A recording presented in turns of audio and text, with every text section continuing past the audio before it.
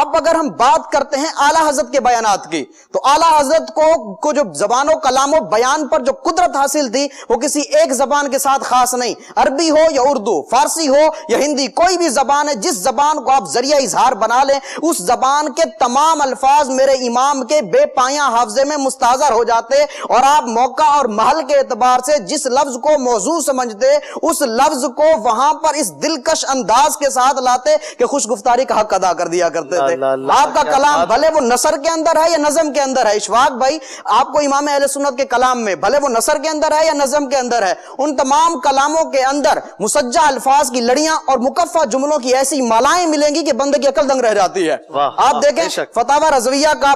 سب سے پہلا عربی خطبہ سب سے زیادہ حیرت انگیز ہے، حیرت انگیز عربی خطبہ ہے، اور یہ بلا شبہ فصاحت و بلاغت کا ایک اچھوتا شاہکار ہے، دلکش اشارات، روشن تلمیحات، خوبصورت استعارات اور خوشنما تشبیہات پر مشتمل اس فصیح و بلیغ، بے مثال و بے نظیر، حسین و جمیل خطبے کی خصوصیت یہ ہے کہ اس کے اندر خطبے کے تمام لوازمات و مناسبات، یعنی جو لوازمات ہوتے ہیں حمد باری تعالیٰ ہے، نعت مصطفیٰ ہے، مدح صحابہ ہے، آقا علیہ السلام پر صلاۃ والسلام، آقا علیہ السلام کی آر پر درود و سلام، یہ تمام چیزیں جو ہے وہ کتب فقہ اور ائمہ کے ناموں سے ادا کی گئی ہیں، یعنی کتب فقہ کے نام اور ائمہ کے ناموں کو اس انداز میں ترتیب دیا گیا ہے کہ کہیں حمد کے گنچے چٹک اٹھے ہیں تو کہیں نعت کے پھول کھل اٹھے ہیں، کہیں منقبت کے گجرے تیار ہو گئے ہیں تو کہیں درود و سلام کی ڈالیاں بن گئی ہیں، تو اس انداز میں اس کو لایا گیا ہے۔ آپ امام اہل سنت کا ایک خطبہ اٹھا کر دیکھیں، آپ فرماتے ہیں الحمدللہ هو الفقہ الاکبر والجامع الکبیر لزیادات فیض المبسوط الدرر الغرر بالہدایہ ومنہ البدایہ والیہ النہایہ بحمد الوقایہ ونقایۃ الدرایہ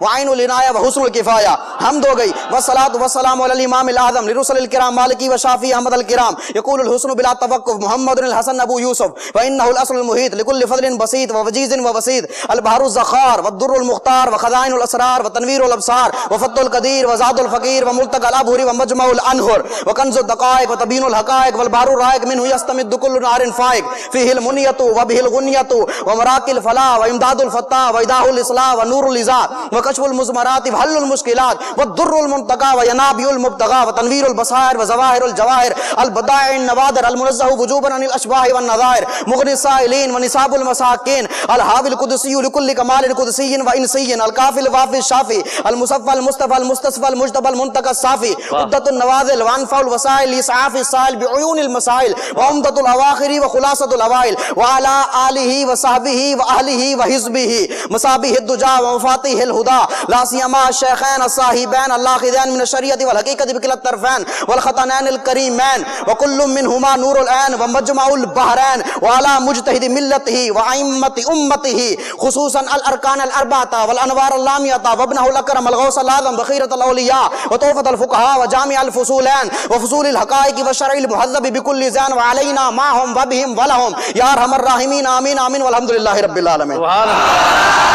اندازہ لگائیں اشفاق بھائی، یہ خطبہ ہے امام اہل سنت کا، اس خطبے کے اندر حمد ہے تو کمال کی حمد ہے، نعت مصطفیٰ ہے تو بے مثال ہے، منقبت ہے تو بے مثال ہے۔ اس خطبے کی ساری خصوصیات گنوانے جاؤں تو وقت کے دامن میں اتنی وسعت نہیں ہے کہ ان کو گنوایا جائے، لیکن ایک خصوصیت اس کی ایسی ہے کہ جو کمال کی خصوصیت ہے، اس کے اندر 90 چیزوں کے نام مذکور ہیں، 80 کتابوں کے نام، 7 اعلام کے اسماء، 3 فقہی اصطلاحات۔ کمال یہ ہے کہ 90 چیزیں مذکور ہیں، کمال در کمال یہ ہے کہ وہ 90 چیزیں اتنی لطافت اور خوبی کے ساتھ مذکور ہیں کہ جن پہ فصاحت بھی ناز کرتی ہے، بلاغت بھی جھوم جھوم اٹھتی ہے،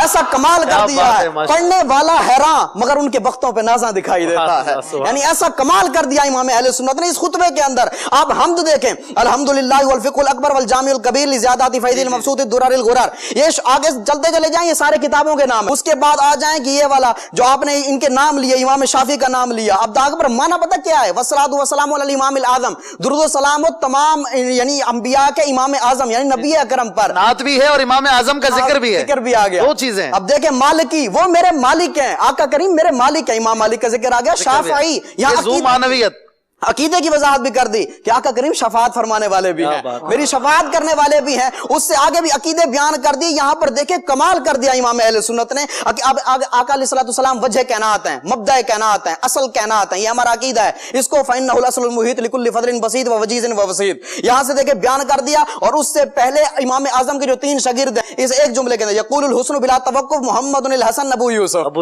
تینوں شاگردوں کے نام آ گئے. یہاں پر دیکھیں یہ نعت ہو گئی. منقبت کیسے ہے, منقبت پہ کمال کر دیا. وہ اس طرح دیکھیں کہ جس مسئلے کے اندر امام اعظم اور امام یوسف جو ہے, امام ابو یوسف, وہ متفق ہو جائیں تو ان کو فقہا شیخین کہتے ہیں. ٹھیک ہے. اب دیکھیں امام محمد اور امام اعظم کسی مسئلے میں متفق ہو جائیں تو ان کو فقہا طرفین کہتے ہیں. اور جہاں پر امام ابو یوسف اور امام محمد متفق ہو جائیں تو ان کو صاحبین کہا جاتا ہے. اب یہ تینوں کو شیخین, طرفین اور صاحبین, یہ 3 اصطلاحیں ہیں نا. اب یہاں پر اس کو حضرت صدیق اکبر رضی اللہ تعالیٰ عنہ اور حضرت عمر رضی اللہ تعالیٰ عنہ پر منطبق کیا ہے. وہ کس طرح منطبق کیا ہے؟ فرمایا لا سیما الشیخین الصاحبین الاخذین من الشریعت والحقیقت بکلا الطرفین. فرمایا ان 2 بزرگ ساتھیوں پر جو شریعت و حقیقت کے کناروں کو تھامنے والے ہیں. یہاں پر وہ 3 اصطلاحیں بھی آ گئی. منقبت ہو رہی ہے, یہ منقبت ہو رہی ہے بزرگوں کی. جی. اور پھر ساتھ میں یہ شرعی اصطلاحیں بھی بیان ہو, شرعی اصطلاحیں بھی بیان ہو گئی. اندازہ لگائیں کمال کا خطبہ ہے. جس امام کے خطبے کا یہ عالم ہو, اس کے خطاب کا, اس کی کتاب کا, اس کے ملفوظات کا عالم کیا. کیا بات.